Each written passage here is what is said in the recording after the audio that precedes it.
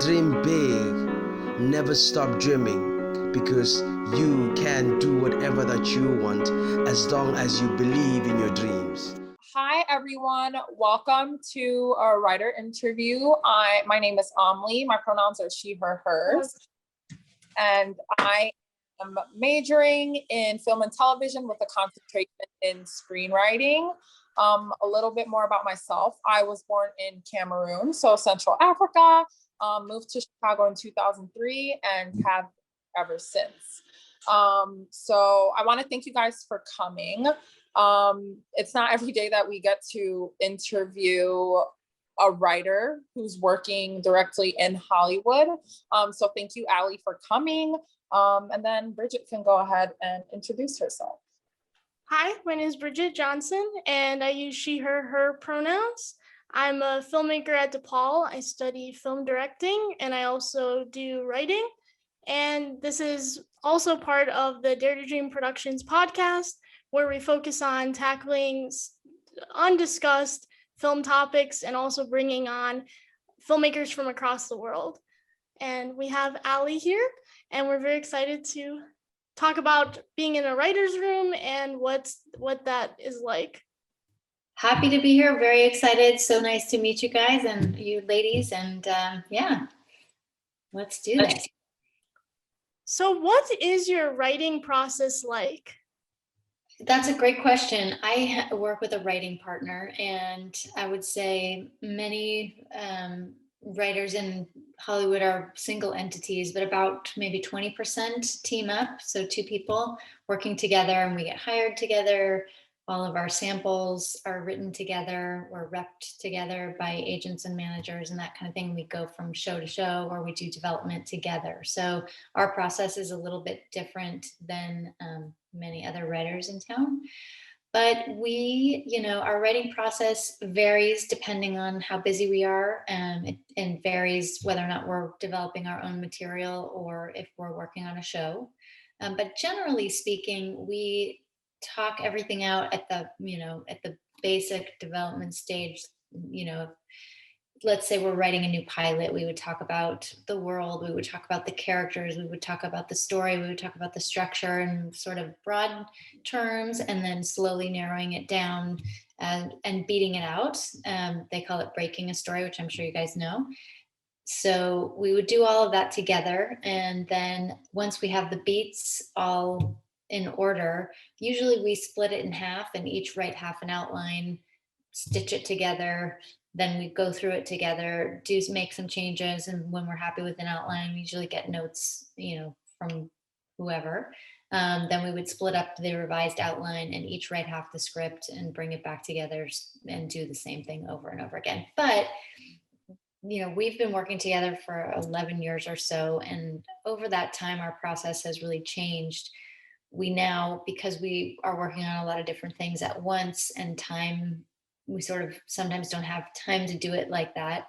We'll each take something off of our to-do list, and maybe somebody does a pass on a script that needs a rewrite and somebody else is developing something. So the two of us just kind of adjust the process depending on what's needed.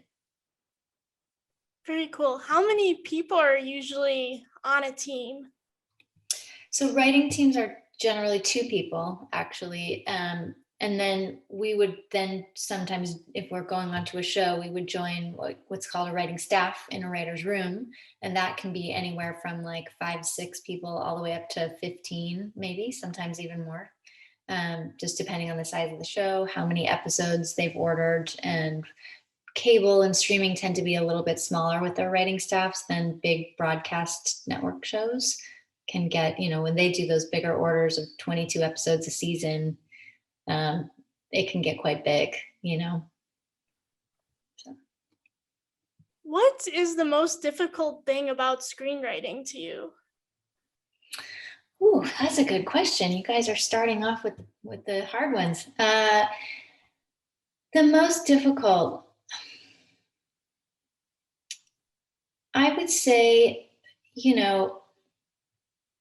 the different aspects of being a TV writer are generally working on a show, working for somebody else, when you're on staff, your job really is to find the voice of the show and mimic that and really work towards helping your showrunner make their vision of the show. So it's a little bit of it's like kind of trying to get inside somebody else's head and help them execute what they see and what they want. And of course, also what the studio and the network wants and all of that. So it's so different when you then switch to doing your own material, or if you're developing a show with, let's say, a production company or something like that, and then suddenly it's your vision. I think it's difficult to switch back and forth sometimes. And then it's also difficult to be on a show and you might have a different vision than what you know that your showrunner's vision is. So those can be challenging times. Was there a specific moment that made you start writing? And if so, what was it?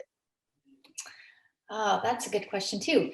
I mean, I think I've just always written, whether or not I was a kid and, kind of grew up an only child and read a lot and would write like little poems and things and stories. And then took a break from it for a while. When I was in college, I actually started as an English major, and then I switched to communication because I was unsure of how I was going to make a living. I didn't even consider TV writing at the time, and then came back to it later in life after working in visual effects for a while. So I don't remember really one specific moment, but I do remember the moment that I knew I didn't want to do visual effects anymore. I remember it was sort of like a very difficult job, a difficult project that we were working on, and I kind of hit my limit. So that would be a moment that steered me to try this as a career. Very cool. Yeah, VFX is so tedious. It's definitely, yeah, the 6 months of the same type of shot doing, compositing over and over again. And I was like, I can't. So what is the writer's room like? What is the process? You talked a little bit about it, but how do you get your foot into a writer's room? Getting your foot into a writer's room is a great question. There are several different ways. One way is, so every TV show has a writing staff, and they also have writer's PA, a showrunner's assistant, a writer's assistant, and a script coordinator. So there are sort of 4 support positions for every writing staff. And those jobs tend to be, hopefully, jobs that you can then advance into the writer's room as a writer. If you work as a writer's assistant and you do a great job, and as a writer's assistant, you're actually physically sitting in the writer's room with the writers all day. You're taking notes, but there are opportunities to pitch as a writer's assistant on some shows. So that's sort of one way to launch yourself as a writer into a writer's room. And then another way is if you write a lot of scripts, you get yourself a manager or an agent, which is maybe a little bit harder than it sounds, but basically by going through submitting your scripts to contests, or somebody who knows somebody who knows somebody, or branding yourself in a certain way that makes a manager or an agent take interest, then manager and agent help get you interviews and meetings to go that eventually will land you in a writer's room. And oftentimes that will be first having what they call a general meeting, where you're maybe meeting a pod or a studio or a network, they are getting to know you, they've read you. And from there, they might consider you the next time they have a show that they feel you're right for. And then if they meet you for that show, then they might put you forward to a showrunner who's staffing. So those are a couple of ways. How do you know when your script is ready? Another great question. Yeah, this is an unanswerable question, I think. Although I would say for every script that you're working on, I would have at least 3 trusted people trusted readers that you can go to and ask for their notes and their feedback. And these should be people, maybe I would say 1 who's not a writer, and then maybe 2 who are writers, or a writer and somebody else who's either a director or a producer, or somebody else who works in this medium. And then once you go through a couple rounds of notes and you kind of can feel like if you're getting the same note from more than one person, sometimes you get notes and you just know in your gut that it's not like your vision of what you're trying, the story you're trying to tell. But if you're getting the same note or a note within the same area of the script from more than one person, and even if it's not something you totally agree with, it is kind of an arrow pointing at like, you should check, you should go back to this part and think about it. But anyway, I would say, it's ready once those 3 trusted readers don't have much more feedback to give. How do you keep yourself motivated to write, especially during like all of this? Did you find COVID, like, it gave you time to write, but were you motivated during COVID to write? I had days where obviously it was tough especially around the election, I would say, where my attention was just glued to the news. And those days were, obviously tough for everybody, and other aspects of the pandemic as well that made it tough. But being home and not commuting and having some more alone time definitely was, on the other side of that coin, was kind of a silver lining. And then, I think just generally speaking, when Hollywood shut down last March and productions shut down and shows shut down, and then the pilots that they bought last year, suddenly they're not shooting, and then they're, jobs basically were going away.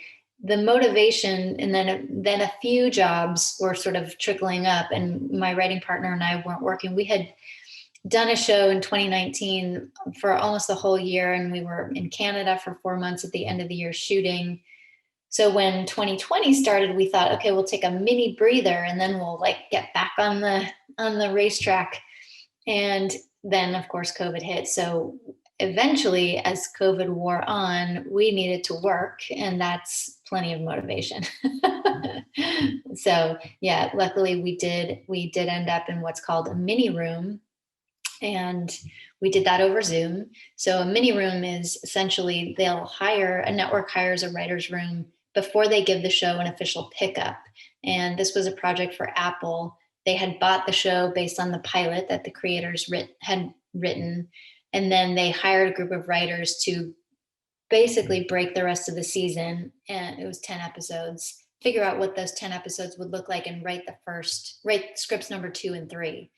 So we were able to actually do that over Zoom, and we're still waiting to hear if that show gets picked up. So that kept us busy and we were very motivated because it was such a cool idea. It was such cool content. It was, it's called, well, I don't actually know if they're going to change the title, but it's about the origin of salsa music, and based on 2 real people who created Fania Records, who started Fania Records in the 60s in Spanish Harlem. So it was a lot of research, and we really, Tanya, my writing partner, and I kind of dove into that. Very grateful to be working on such great material, and to have a lot of research to distract us from what was going on in the world. So yeah. That sounds really interesting. The topic. Yeah. Cross your fingers. It will be on Apple TV soon. Very exciting. What were the challenges of that? Like Zoom, having meetings on Zoom, I imagine that would be difficult. Yeah, traditionally in a writer's room, we break story with gigantic whiteboards that span all 4 walls, top to bottom. So we have a group of writers is figuring out what all the storylines are, what the beats are. And then when you have all the beats, you put them up on cards or tiles on a wall. And it's great because you can sort of see the whole episode. It takes up the whole space. So doing it over Zoom is challenging. There is some software, and I don't know if it's brand new software that sort of was invented during COVID or if it had existed before, but I think it's called Writer's Room Pro, and it mimics a whiteboard on Zoom or on whatever, on your computer. So we used that, and I think there were pros and cons to it. The one interesting part of it was this show happened to be created by 2 guys who live in Colombia, and they didn't have to come to LA to be in the writer's room. They stayed in Bogota, I can't remember. And then the showrunner was in New York, and Tanya, myself, and a couple of other writers were here in LA, so we could all convene on Zoom and not have to be in the same place, which was great. And then of course the drawbacks are, it's such a, well, you're staring at a computer screen all day instead of being physically in a room where you can walk around and, you know, go get a glass of water, all the things that we're all experiencing from Zoom fatigue. But there's something about breaking story with people that you've never physically, like you've never met. We met them all over Zoom, but I don't know. It's kind of like weirdly a creatively intimate process. So to do it with people that you're separated by distance, it was interesting. And I think it went really well. And I also think that we're all looking forward to the time when we can get back in a room together, like really a room. It would be so cool to just meet each other once Yeah. once it's safe. Yeah. I mean, I can't imagine what you all are going through with classes on Zoom, right? That's got to be challenging. DePaul is all online I think we've been at it for a year now. Oh, it's tough, right? You know, you're by yourself, isolated, staring at the computer all day. And yeah, for all of us, I think it's going to be great when we can get back to it. What is the most important aspect of building a great character? That is a great question. I'm going to just say that to every question because you're asking such great questions. There are many, I will say, in my opinion. So I also teach at a place called Script Anatomy, and I can talk about the way we break down the basic aspects of a character, and we talk about their stage of life. So what sort of major life milestones have they recently been to? Are they recently graduated? Are they recently married, recently divorced, or about to get to, like, or, you know, having a baby, death in the family, all those sort of universal signposts along the way that you can just mention, and immediately people associate whatever that emotional state is. That you, in other words, you can sort of tell a lot about a person in a very economical way by saying this is where they are in their life.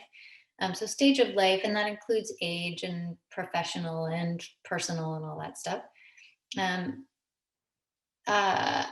then I think a character flaw balanced out with redeemable traits is something that, you know, is very important because all of us are flawed.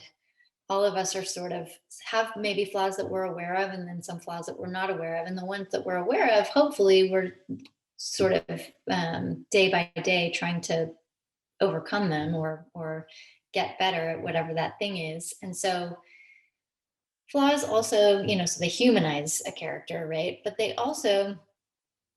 make scenes much more interesting. And, you know, if you think about, I don't know, who's your favorite character on TV? That's so difficult. I feel like Yeah, you don't have to. Yeah. So let's say, like, I don't know, Kimmy Schmidt's popping into my mind, right? And I always use her as an example of a flaw that can also be a redeemable trait. She's like incredibly overly naive and trusting because she's grown up in a bunker. She was held hostage by a doomsday cult, so she missed essentially her entire adolescence, or I don't forget what ages. But when she gets out, she's got sort of the naivete of a 12-year-old, and she's what, 20 something. And so that quality of being really overly trusting is, and sort of innocent and wide-eyed and looks at the world with such wonder because everything's new to her, and she's not really quite an adult even though she is an adult. At times you could consider that a character flaw, and it gets her in trouble. She gets her backpack stolen in the pilot, and, you know, it's going to get her in trouble. But then it's also a really wonderful quality that makes us like her and reminds us that, you know, we've maybe lost touch with our innocence, kind of a thing. So when I talk about flaws, it doesn't really have to be like a traditionally bad quality, but just something that's going to make that character unique in scenes and unique when they interact with people. And it's constantly sort of showing up in a way that just affects, you know, whatever their goal is, what they're striving for. It sort of might stand in the way. And then that would be the next thing I would say. What does a character want?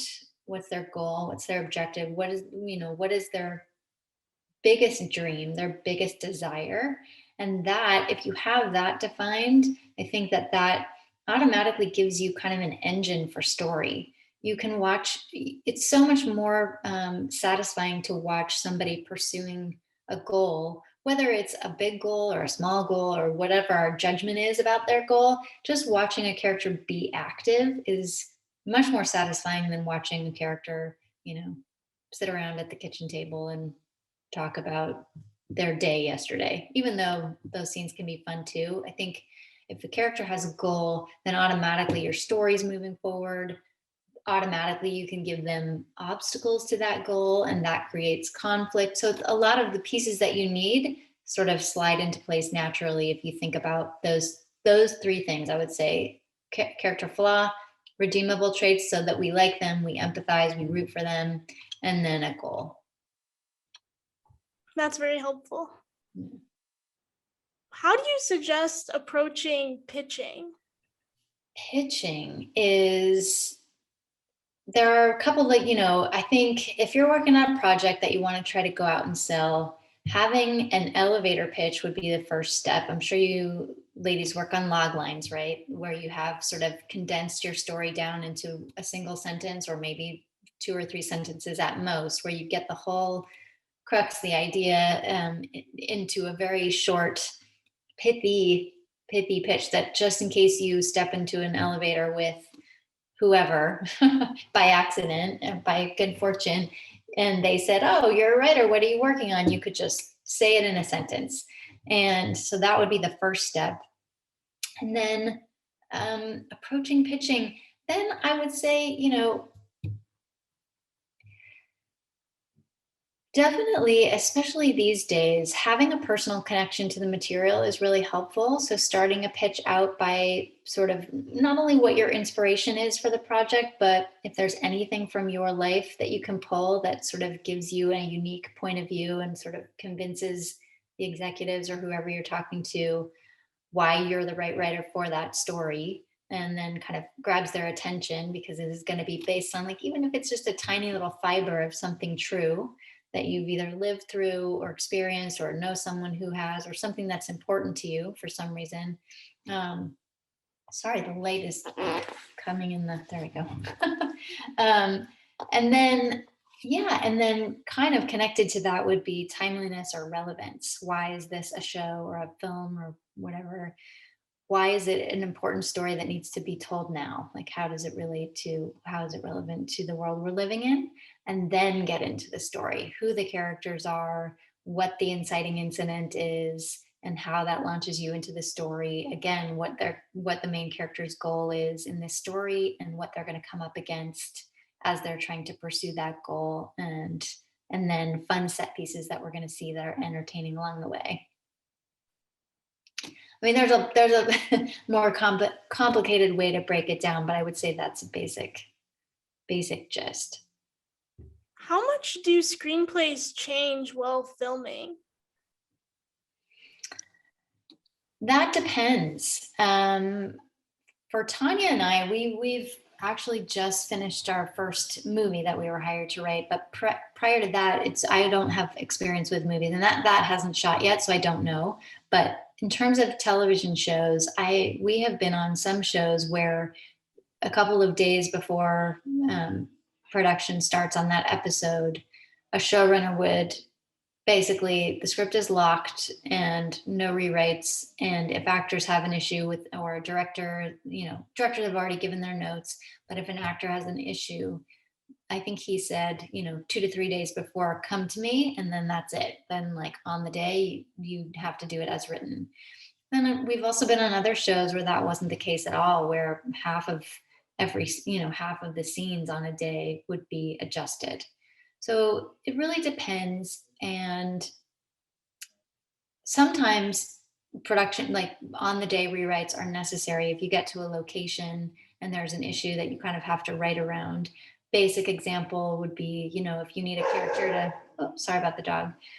If you need a character to get from point A to point B in the choreography and in the way you've envisioned. This wouldn't happen on a standing set because you know your sets when you're writing for a show. But if it's a location, then if maybe they need to arrive at a certain place in the scene by a certain point in the dialogue, and on location it's like a really far distance, but you've only got one line, then I've had experiences where suddenly the director will say, I need a few more lines to cover this, walk or whatever it is. But in other cases would probably be, I can give an example of one show where the star was also an executive producer of the show. So many times the cast don't really give notes, but in this case she did, and she would be the first set of notes that the writers would do. So we would do her notes on outlines and scripts, and then the outlines and scripts would go to the studio. We would do their notes, then the outlines and scripts would go to the network. We would do their notes, and then of course to a director, and doing a director's notes, and production department have notes usually just based on logistical stuff. But by the time she showed up to set, even though we had done her notes like 4 sets of notes ago, oftentimes it looked like we hadn't, because we would then have to, they would, be different or contradictory to what a studio network would want. And so she would, I don't know how to say it nicely, she would be upset. And then, there would be rewriting that occurred in that case. So, there are many reasons why sometimes small rewrites happen. Sometimes in that case, it could be bigger. And then some shows where it just doesn't happen. What is the best part of writing to you? Well, in TV, it's so collaborative. It really is. It can really be thrilling when a bunch of brains and people, with different life experiences come together and tell a story together. There's something that's very satisfying about all arriving at the best version of a story, or each person contributing a significant element to the story, and then seeing it as a whole come together can be really wonderful. And then there's also all of you, I'm guessing, are writers. When you're by yourself and you just get to really get lost in your own head and your own imagination, that can be really rewarding as well. I definitely agree. There's like that magic. It's like that spark you get. Yeah. And then, of course, when there's a problem with a story and it doesn't immediately seem like there's going to be a fix, and sometimes you bang your head against the wall for days and days and days, and then that moment when the idea comes and like drops into your brain of a creative problem solving, and you figure out a new way to whatever that issue is, those are magical moments too. So I feel like those happen at the most random times. You'll just be like walking through a park or just having a conversation with someone on the train or something, and then boom, like you got it. yeah, in the shower, walking the dog. Yeah, sometimes you have to get up and get out and like step away from it seems like. What do you wish you knew when you first started out writing that you now know? I think when you first start out, you are very excited and eager to be a working writer, and shows who are looking for writing staff sort of a procedural is looking for a writer to have a sample that matches the type of show that is, or if it's a comedy or whatever, and your agent and your manager and other people are kind of telling you what you should write. And I think because you're eager to work, when they say jump, you say how high, and you just try to write what they're, what people are wanting from you. And I think I wish earlier on I had stuck to my guns, or I should say our guns in our case, because I write with a partner, a little bit more in terms of what we're passionate about, even if it didn't seem like that's what the marketplace was looking for. And yeah, I think, now we do that with a little bit more success, and I wish we had done that sooner. What is your advice for writers coming out of college? Where do you think we should start? If it's TV that the goal is, then I would say try to work on a show in any capacity possible, whether or not you're PAing on set, or if you're an office PA in the, writer's office, or any capacity. If you're a showrunner's assistant or an EP's assistant, there are a lot of jobs that will just let you sort of, as you're doing your job from day to day, you'll be able to just soak in all the ways that a show works. I mean, it's 150 people on a crew, and all the people in the office and the studio and the network and all of the, producers and things like that. It's kind of a well-oiled machine, or at least you hope it's a machine. Sometimes it's not as well-oiled as others, but there are so many different aspects to it that are really specific that you can't really get that experience anywhere else. So that would be my suggestion. And then second, if you can't do that, because those jobs can be hard to get, getting a job working for a production company or a studio or a network or an agency or a management company is also going to give you exposure to the way the business works, sort of behind the scenes. That is really important. And then if you have that experience, once you do get into a room as a writer, you have so much more context in terms of how things work, and a little bit more.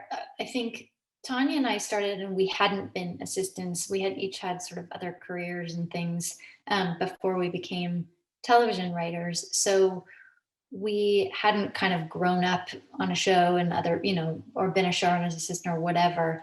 So you're very focused on pitching and the stories and all the things that a writer's focused on, without the larger, if a studio is reacting to a particular episode in a certain way and you don't really get told why. If you had experience having worked at a studio or at a network or at a whatever, you would sort of understand what those people are going through, what those executives, where they're being pressured and how they're being pressured and how they're looking at the material. It's not necessarily always just from a plain old story. Like they might have another show that they're covering that also did a similar story, or they got, there's so much. I think it's just great to get exposed to many different aspects of the business as you can. Okay, so I think we'll take some live questions. If anyone has them, you could either type in the chat or unmute your mic. Hi, my name is Laura, and I was just wondering, with your background in visual effects, if you feel that anything you learned with visual effects, that has helped you with your writing in any interesting ways. Hi, Laura. Yeah, that's a good question. I think it has in some ways, maybe not as much initially, but definitely once we got onto sets and were supervising our own episodes, I think I started to realize at first I thought, oh gosh, I've gone down this whole tangent of a road and now I want to do this other thing and it has nothing to do with, but it really does. I mean, compositing helped me become sort of more of a visual writer, I think, since I spent a lot of time looking at scenes that way. And definitely once I got onto sets and they're shooting coverage and they're, shooting out of order and they're shooting, it helped me understand how a scene was going to get cut together, because I had some experience, even though I was a compositor, a little bit of experience editing. And that was and is invaluable. And then of course, if there's like any visual effects in the show we're doing, although we haven't really worked on shows that have had a lot of visual effects, but if that ever were to be the case in the future, that would be the direct benefit. I have a question. Do you prefer being on set as a writer or no? It's definitely, I do like it. I think it helps you become a better writer for sure, because you understand all the different, things that go into it and how a scene ultimately gets put on its feet. And yeah, I think, of course, sets are can be very grueling, and you can be outside in Canada in the winter at midnight, freezing in a tent and all that stuff. But, but I think overall it's pretty awesome. I have a question. Yeah. As a writer, I know you talked a little bit about portfolios or samples of your writing. Mm-hmm. I personally have a lot of, I tend to find myself kind of writing a lot of different stories, whether it's a drama or a horror or a comedy. And when it comes to portfolios, how would you go about, especially since I'm coming out of college, would you say it's better to have one type of story that you've written, whether it's a comedy that is television or film, or is it okay to have kind of like a wide range of things in your portfolio? I would say that there are many writers who don't quite know at first what their niche is going to be. And it's really important to write different genres and different styles and different types of stories to find it, to find what you really love. And that's great. And then I would say once you are going up for jobs, your representation is probably going to want to brand you in a certain way. Like these are, drama procedural writers with a background in law enforcement, or even if you're a comedy writer, that tends to be too broad of a brand. What's the more specific tone of comedy or type of comedy, that kind of thing. So I will say this, as your career goes forward, it's going to narrow, and let yourself just in the beginning, play around and experience and write all kinds of different things so that you get to know yourself better and what you like and what you're good at, because it will narrow, and then it'll be hard to break out of that box that they put you in, because they will put you in a box. And then, once, I think when Tanya and I are sort of like really struggling to get to that point where we can kind of break out of the box and do other types of things. So it's hard once you get pigeonholed. So I wouldn't do it to yourself too soon. You know what I mean? Thank you. Yeah. I had a second question. Yeah, I'm just wondering about if you have any experience using pitch decks, and if you had any thoughts on how to best utilize one in a pitch. Yeah, it's a thing that's become very not only popular but essential now that Zoom pitching is a thing. But previous to this past year, we did not use visuals when we go in and pitch. It was just a 20-minute verbal presentation. Some people would bring in an iPad and sort of click through some visuals, or at the most we would bring in like actor headshots to, our dream cast, just to set out on a table and say, this is who we imagine the characters are. Now, our last pitch, actually something that we're still going out with, has 170 PowerPoint 170 cards in the PowerPoint, because for the 20, 25 minutes that we're talking, we're just constantly clicking through images as we're saying, different characters. This is their pilot story. This is what happens in their season 1 story. And just kind of made almost like this little it's not animated, but, things pop up and things are constantly moving and changing, because we just feel like there's attention on Zoom and Zoom fatigue and all that stuff is real. So, and again, I think some people, when they go pitch, will hire designers to make a very professional looking deck. We did not do that for this last project, and we are going to do it for the next one. This last one we did in PowerPoint. I know there are different platforms that you can use.